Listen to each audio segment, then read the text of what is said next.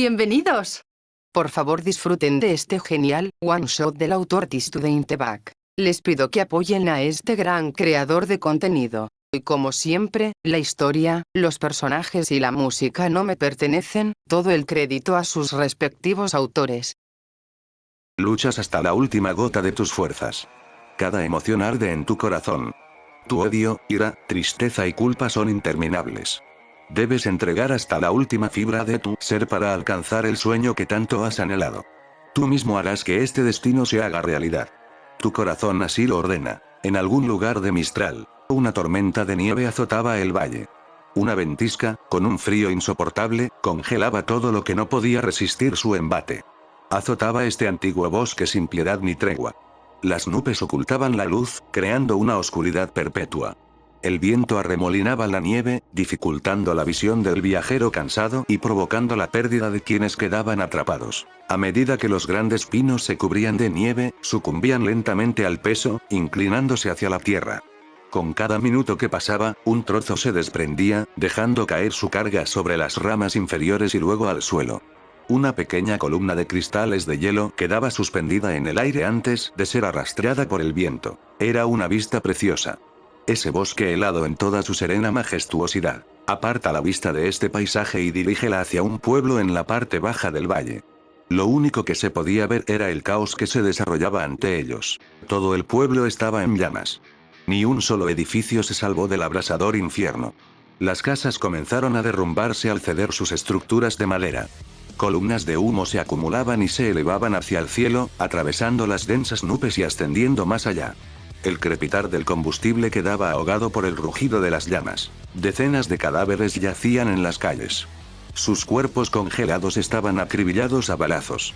Hombres se acurrucaban junto a sus familias, intentando protegerlas de sus atacantes. Mujeres aferraban a sus bebés contra sus pechos. Niños intentaban consolarse mutuamente en su momento de necesidad. Todos yacían sin vida bajo las crecientes capas de nieve. Muchos fueron alineados y fusilados de una sola vez o en sucesión. Se hizo un uso implacable de ametralladoras o cualquier otra arma que el pelotón de fusilamiento tuviera a mano. Los cuerpos yacían contra las paredes o en zanjas cercanas, cubriendo todas las superficies con su sangre. Decenas de agujeros de bala esparcidos alrededor de los cadáveres reforzaban esta idea. Las víctimas que no habían muerto por disparos fueron descuartizadas. Miembros amputados yacían en la nieve a varios metros de sus cuerpos. Aún intentaban huir incluso después de perder sangre, arrastrándose por ella con las yemas de los dedos. Quienes habían sido atravesados por los disparos se apoyaron en las paredes antes de desangrarse inevitablemente. Huellas de manos y manchas ensangrentadas seguían su rastro. Los gritos seguían resonando en el pueblo mientras los soldados saqueaban, violaban y arrasaban la localidad. Algunos asaltantes arrastraban a sus víctimas contra su voluntad hasta una vivienda cercana. Otros arrojaban provisiones desde el piso superior de una casa o las sacaban de un sótano. Unos pocos seguían adelante con su objetivo, masacrando a cualquiera que se interpusiera en su camino. Los supervivientes que lograron escapar de la muerte fueron acorralados en el centro de la ciudad, bajo la vigilancia de los soldados. Sus gritos y alaridos, ahogados por el viento, ahogaban los aullidos de sus captores. Sus súplicas y plegarias quedaban en vano. Nada podría salvarlos. Muy bien, hombres. Gritó un hombre con voz áspera. Su voz se oía claramente por encima del caos que lo rodeaba. Era un fauno lobo anciano. Su rostro estaba oculto por una máscara. El resto de su cuerpo estaba cubierto por un grueso abrigo sobre su uniforme. Solo sus orejas asomaban por debajo de una capucha. La sangre salpicaba su ropa a lo largo de su costado derecho. Lucía una sonrisa dentuda, revelando su deleite ante la matanza. Su más impía de las bendiciones. A su izquierda había una niña pequeña. Estaba atada de las muñecas y mantenida bajo el brazo de él. Su cabello color naranja quemado se balanceaba mientras su abrigo azotaba su cuerpo. Las lágrimas corrían por su rostro, revelando que temía por su vida. Dos orejas de gato estaban aplastadas, reflejo de sus emociones desbordadas. Uno de los bandidos le había dejado un ojo morado y la nariz rota. Estos hombres iban vestidos igual que el anciano. Todos llevaban abrigos gruesos para protegerse del frío ártico. Sus túnicas asomaban por debajo de la prenda. Un chaleco blanco sobre un traje negro. Cada soldado llevaba una máscara que representaba a un monstruo. Un intento de ocultar su identidad y, a la vez, simbolizar en qué se habían convertido. Bestias liberadas de las leyes humanas, que trabajaban para crear un nuevo mundo a su antojo. Estos soldados pertenecían al Colmillo Blanco. Terroristas para algunos. Luchadores por la libertad para otros. Sin embargo, no importaba qué eran ni por qué estaban allí. Lo que importaba era lo que estaban haciendo ahora. Los soldados volvieron la vista hacia su líder, tras haber oído su llamado. Nadie apartó la vista de los prisioneros por temor a que escaparan. Los que regresaron del pueblo se congregaron en el borde de la plaza. Los Bullets llegarán en 5 horas. Continuó gritando el plan.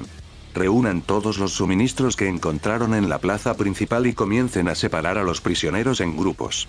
El Colmillo Blanco separó rápidamente a los humanos de los faunos, siguiendo las órdenes de su líder. Los exhaustos prisioneros aún desconocían su plan. Nadie intentó resistirse, pues más de 100 soldados los apuntaban con sus armas. Cualquier intento de resistencia sería inútil. Una vez que los humanos restantes fueron separados del grupo, el líder del Colmillo Blanco asintió levemente. Todos los soldados que rodeaban a los humanos apuntaron sus armas a los prisioneros. La expresión de sus rostros se contrajo, reflejando terror. Muchos intentaron suplicar por sus vidas una vez más. Tras otra orden, los soldados abrieron fuego simultáneamente. Una cacofonía de disparos se oyó por encima de los gritos. La repentina lluvia de balas diezmó a los supervivientes, destrozándolos. Cada soldado siguió vaciando su cargador hasta que no quedó nadie en pie. El grupo de faunos, a apenas unos metros de distancia, contemplaba la escena conmocionado.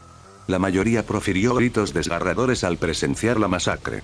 Sus vecinos, no, sus amigos, sus familiares, masacrados sin piedad. Una vez que cesaron los disparos, los pocos soldados que aún portaban armas de fuego caminaron entre la pila de cadáveres. A cada cuerpo que parecía seguir con vida le dispararon de nuevo en la cabeza. Los pocos que pudieron hablar intentaron suplicar por sus vidas, pero sus súplicas fueron interrumpidas por el disparo de una pistola. Ahora, dijo el líder del Colmillo Blanco, mientras sus hombres seguían matando al resto de los humanos. Separen a todos los menores de 18 años. Capitán.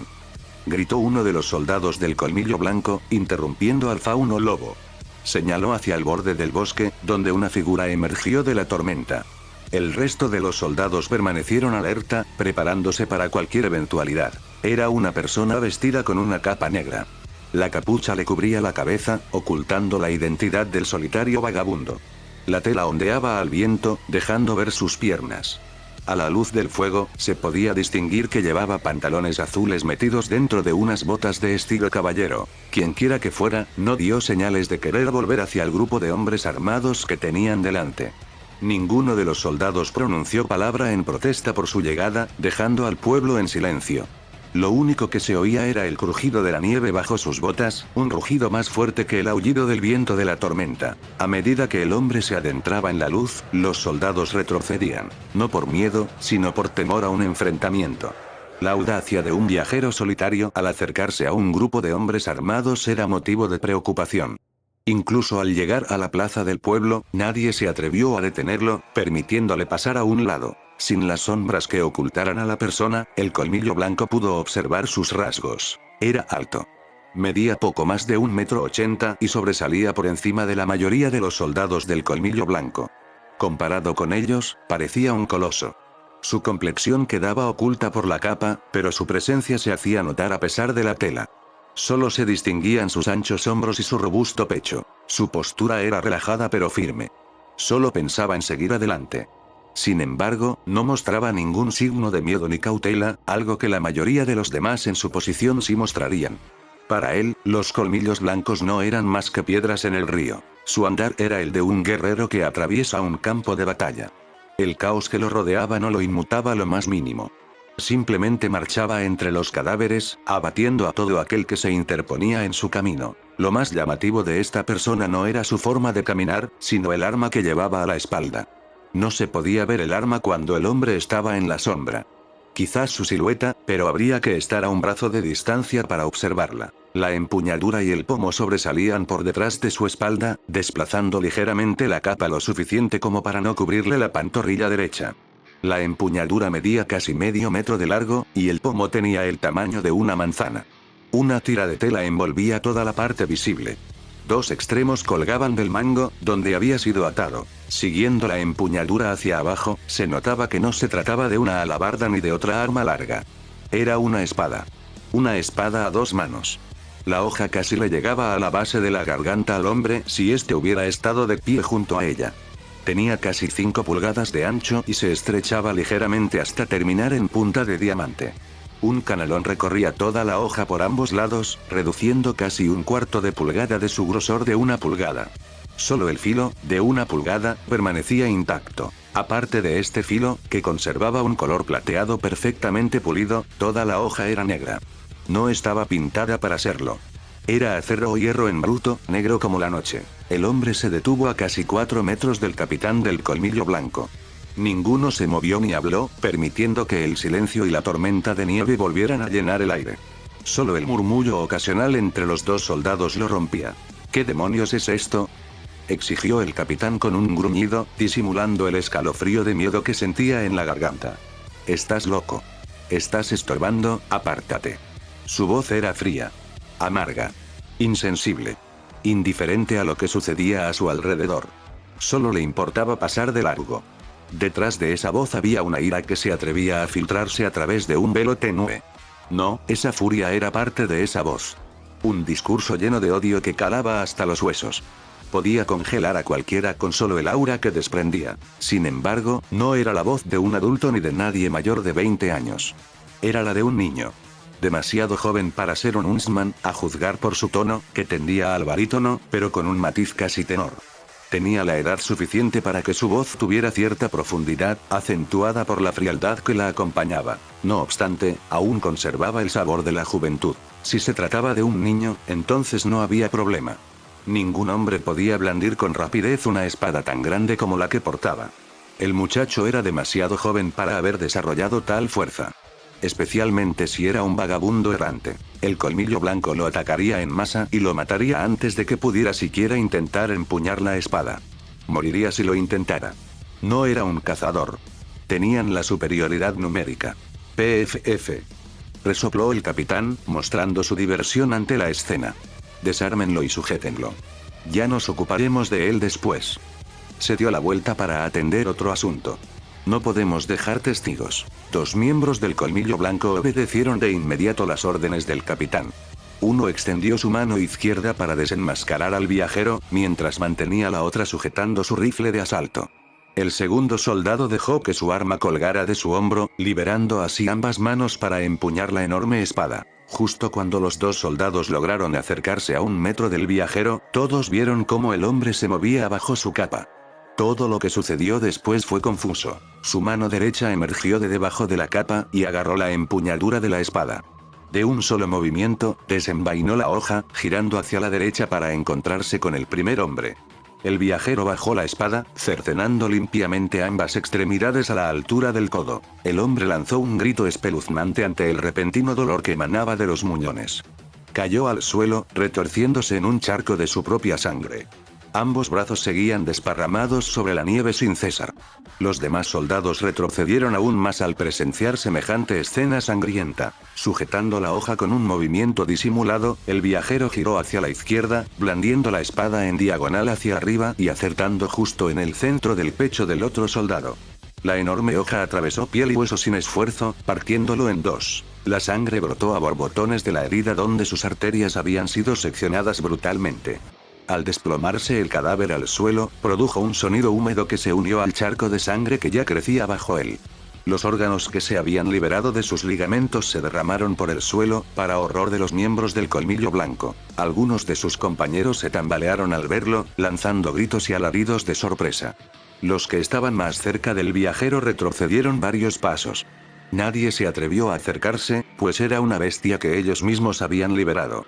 Estaban demasiado conmocionados por la magnitud de aquella explosión de violencia como para reaccionar. El viajero permanecía casi agachado, sosteniendo la espada tras su hombro izquierdo.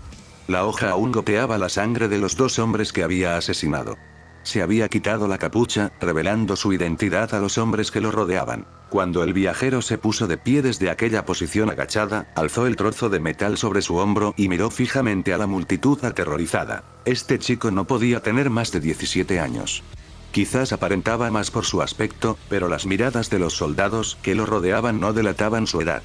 Era el rostro de un adolescente. Un joven que había matado sin piedad ni vacilación. Con la capa metida tras los hombros, se podía vislumbrar el equipo del muchacho. Llevaba una armadura que le cubría la mayor parte del torso, una coraza negra sin pulir y hombreras a juego. En el antebrazo derecho, un brazalete metálico le cubría la mano y la muñeca. Además de esta protección, llevaba 2 cinturones en la cintura, colocados en ángulos diferentes, con varias cajas sujetas a ellos. Al examinar su brazo izquierdo, se percató de que no tenía ninguno. Era una prótesis anticuada, que parecía ser una mezcla de varios diseños improvisados. Una extremidad mecánica diseñada para funcionar igual, pero con engranajes y servomotores por todas partes. Tenía la misma textura tosca que su armadura y su espada. Sin embargo, llevaba una banda blanca soldada. Estaba muy deteriorada, por decirlo suavemente. Profundas cicatrices de batallas anteriores habían destruido la mayor parte de la pintura blanca, dejándola en un estado lamentable. El viento arreció, liberando el cabello del muchacho. Largo, suelto y peinado hacia la cintura, se dividía hacia la izquierda, pero su flequillo no se quedaba ahí. Se balanceaba libremente con el viento, con un mechón cayendo sobre su nariz. Otros 2 mechones, a cada lado de su cabeza, se separaban de la melena dorada y reposaban sobre sus robustos hombros. Lo más inquietante era su expresión. Irradiaba una locura insólita. Una intensidad tal que cualquiera que no estuviera preparado se habría asustado. Su mirada altiva reflejaba esa misma pasión terrible. Esos ojos azul cobalto los miraban con desdén, como si la mente que los controlaba sintiera lástima por ellos. La leve sonrisa en sus labios era un extraño equilibrio entre una mueca de disgusto y una sonrisa genuina. El muchacho tenía un aspecto etéreo. Su cabello, rostro y ojos parecían resplandecer, contrastando con la sombría presencia que lo acompañaba. Debería haberse comparado más bien con un guerrero de antaño. No, con un demonio. Este pueblo no era apropiado para una persona así. ¿O acaso el chico buscaba precisamente ese caos? Cuando fijó su mirada en el capitán del colmillo blanco, cualquiera que se interpusiera en su camino sintió como si les atravesara el alma con la mirada. El líder de la operación permaneció inmóvil, negándose a moverse ni un ápice, mientras reunía el valor necesario para enfrentarse a aquel muchacho. Bueno, el muchacho finalmente habló con un tono casi burlón. Su voz fría infundió aún más miedo en los hombres que tenía delante. Ha pasado un tiempo, mi brazo de espada empezaba a flaquear. El líder del colmillo blanco dudó en responder. Apretó los dientes, intentando recomponerse, pues se había equivocado con aquel chico. Tal error de cálculo lo dejó paralizado. Quienes estaban a su lado oyeron su respiración entrecortada. Aunque algunos de sus soldados lo buscaban en busca de guía mientras todos sucumbían al aura del muchacho, el capitán no pudo controlarlo. Con la carnicería que el colmillo blanco había comenzado a causar, pocos estaban preparados para enfrentarse a los cazadores. Solo unos pocos dentro de la organización podían aspirar a derrotar a uno por sí mismos. «Mátalo», gritó el capitán a todo pulmón, reuniendo el poco valor que le quedaba. «Mátalo ahora». Mientras los soldados del colmillo blanco alzaban sus armas, preparándose para dispararle al muchacho, este se lanzó hacia adelante en un instante. La nieve bajo sus pies se levantó a su paso por la fuerza del aire que desplazaba con sus movimientos. En menos de un segundo, el muchacho estaba sobre el capitán del colmillo blanco, alzando su espada sobre su cabeza. El muchacho descargó toda la fuerza de la espada sobre el hombro del capitán. Este apenas alzó un brazo para defenderse cuando la espada impactó contra la carne y luego contra el hueso. Ambos fueron atravesados por la sola fuerza del golpe. Al desgarrarle el brazo, el capitán lanzó un grito de dolor, al igual que sus hombres antes que él. Sin embargo, no se le permitió sobrevivir tanto tiempo. La parte central de la hoja atravesó al hombre justo donde la clavícula se unía al cuello. Desde allí, continuó su trayectoria por el lado izquierdo de su cuerpo, descendiendo por el abdomen y el tórax, destrozando todos sus órganos vitales. Finalmente, salió por la entrepierna y partió al hombre por la mitad. Cada mitad cayó donde la gravedad la llevó. El muchacho permanecía allí de pie con su espada en mano.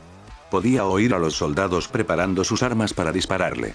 Sin embargo, su atención se desvió hacia la persona que se acurrucaba de miedo a su lado. Un leve llanto resonó en su oído izquierdo y en toda su cabeza. Se sentó en el suelo con las manos aún atadas por las muñecas. Más lágrimas corrían por su rostro, empezando a congelarse en sus mejillas. La niña no pudo evitar hiperventilar en ese momento. Jaune agarró a la chica con su brazo izquierdo, tirando de ella hacia sí, y al mismo tiempo desplegó su escudo. El escudo blanco y plateado se desplegó, creando una barrera protectora para la chica, que carecía de aura. «Corran al bosque», ordenó con tono inexpresivo. No había malicia ni frialdad en su voz. Solo una simple orden. «Apártense de mi camino». Empujó a la chica al suelo y se puso de pie para enfrentarse a los miembros del colmillo blanco que lo rodeaban. Jaune alzó su poderosa espada al hombro y dio un paso hacia los soldados. Estos retrocedieron, manteniendo sus armas apuntando al chico. Ignoraron a los demás prisioneros, concentrados en esta amenaza. Ninguno de los miembros del colmillo blanco se atrevió a dispararle, esperando a que alguien más lo hiciera primero. «Muy bien, niños», gruñó Jaune, dando otro paso hacia el fauno. «¿Quién va primero?».